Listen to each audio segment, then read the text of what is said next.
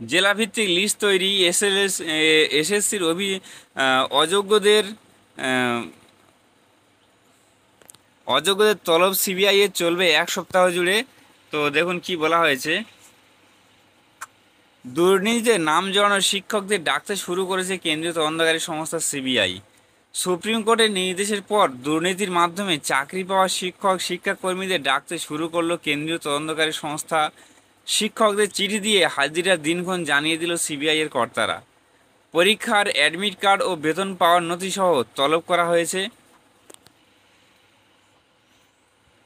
এসএসসির অযোগ্যদের বয়ান রেকর্ড করছে সিবিআই। নবম, দশম, একাদশ, দ্বাদশ এবং গ্রুপ সি ও গ্রুপ ডি অযোগ্য চাকরি প্রার্থীদের জেলাভিত্তিক লিস্ট তৈরি করে সিবিআই বয়ান রেকর্ড করছে বলে জানা গেল। এই কাজ 1 সপ্তাহ চলবে বলেও সিবিআই সূত্রে খবর মিলেছে। সিবিআই এর তদন্তকারীদের হাতে এসেছে এসএসসির সুপারিশপত্র পাওয়া 4,327 জন অযোগ্য শিক্ষকের তালিকা। সিবিআই সূত্রে এই খবর পাওয়া গিয়েছে। ওই সূত্র আরও জানিয়েছে যে এই শিক্ষকদের এবার জিজ্ঞাসাবাদের জন্য তলব করা হবে। শিক্ষক নিয়োগ দুর্নীতি তদন্ত নেমে সিবিআই এর গোয়েন্দারা বেশ কয়েকজনকে জেরা করে। এই সব অযোগ্য চাকরি প্রার্থীদের বিস্তারিত তথ্য পেয়েছেন। এই অযোগ্যদের মধ্যে বেশ কয়েকজনকে আগামী সপ্তাহে নিজাম প্যালেসে তলব করতে চলেছেন তদন্তকারীরা। কেন্দ্রীয় তদন্তকারী ব্যুরোর আধিকারিকদের দাবি, নিয়োগ দুর্নীতি কাণ্ডে রাজ্য জুড়ে বিভিন্ন এজেন্ট রাজ্যের একাধিক চাকরি প্রার্থীদের কাছ থেকে টাকা তুলত। পরে এইসব প্রার্থীরা সাদা খাতা জমা দিয়ে চাকরি পেয়ে যেতেন।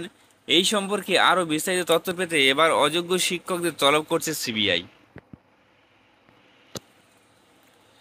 নিজাম প্যালেসে তলব করা হয়েছে অযোগ্যদের মোট 6টি তালিকা সিবিআই এর হাতে রয়েছে। প্রত্যেক তালিকা থেকেই বেশ কয়েকজনকে তলব করা হয়েছে বলে খবর।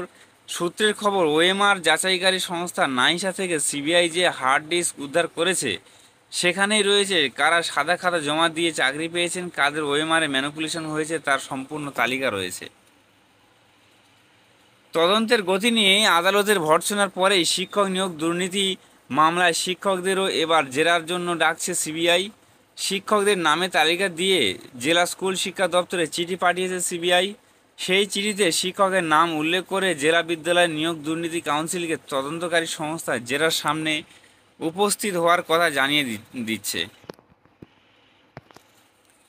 সিবিআই থেকে চিঠি আসার পর জেলা বিদ্যালয় কাউন্সিল সংশ্লিষ্ট শিক্ষককে সিবিআই এর নিজাম প্যালেসে কোন দিন কোন সময় উপস্থিত হয়ে জেলার সামনে দাঁড়াতে হবে তা চিঠি দিয়ে জানিয়েও দিচ্ছে। ইতিমধ্যেই বেশ কিছু জেলা থেকে এসএসসির নিয়োগ দুর্নীতির সঙ্গে যোগসাজশ খতিয়ে দেখতে জেলার মুখে পড়তে হয়েছে শিক্ষকদেরও। এবারই প্রথম নিয়োগ দুর্নীতিকাণ্ডে সরাসরি শিক্ষকদের ডাকতে শুরু করলো সিবিআই। তদন্তের জন্য শিক্ষকদের জেলাভিত্তিক ডেকে জেরার ঘটনাকে তাৎপর্যপূর্ণ বলেই মানছেন শিক্ষা দপ্তরের আধিকারিকরা। রবিবার নিজাম প্যালেসে উত্তরবঙ্গের এক জেলার হাই স্কুলের এক শিক্ষককে নিজাম প্যালেসে ডেকে চিঠি পাঠিয়েছেন সিবিআই আধিকারিকরা। জেরায় আসার আগে অ্যাডমিট কার্ড, একাডেমিক সার্টিফিকেট, নিয়োগপত্র এবং পরীক্ষা ও নিয়োগের সঙ্গে যুক্ত সমস্ত জরুরি কাগজপত্র নিয়ে আসতে বলা হয়েছে। এর আগে কলকাতা হাইকোর্টের রায়ে অন্তর্বর্তী স্থগিতাদেশ দিয়ে 25,753 জনের চাকরি আপাতত বহাল রাখার নির্দেশ দিয়েছে সুপ্রিম কোর্ট।